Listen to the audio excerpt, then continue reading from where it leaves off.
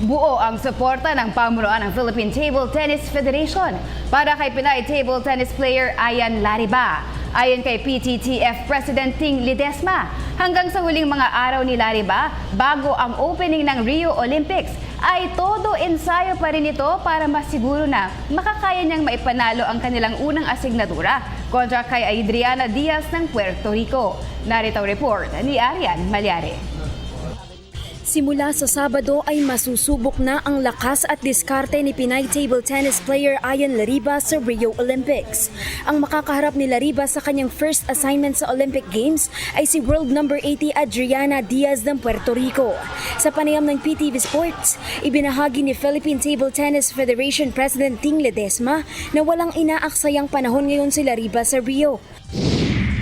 Right now, si Ian Lariba ngayon ay araw-araw nag-training doon sa Rio, sa Brazil.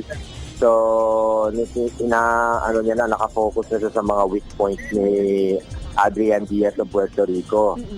And so, nakikita ko, yung bata na kalaban na ni Ian Lariba is yung 15 years old, top 80 ng world. And nakikita ko, she's good in rally, no? Magaling siya sa rally, but maraming mga yung power, like power shots na which is meron tayo si Ian, may power.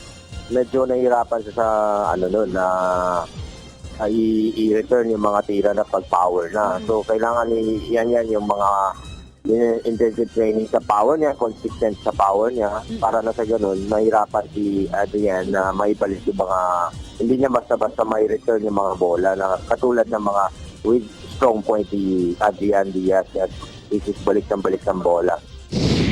At bagamat malayo ang world rating ni Lariba na 297 kumpara kay Diaz, tiwala si Ledesma na hindi ito ang dapat na maging basehan sa magiging resulta ng laban. I'm sure hindi nila kilala si Ian Lariba. Walang nakakilala kay Ian Lariba doon. Although her rank is 297, but doesn't count the rank kasi tayo, we don't have budget to compete international consistently. That's why our rank is so low. But our skills and everything hindi nakalalayo po sa kanila. And of course, mas malakas din ang ating puso na lumaban, mas lamang tayo lagi sa ibang bansa.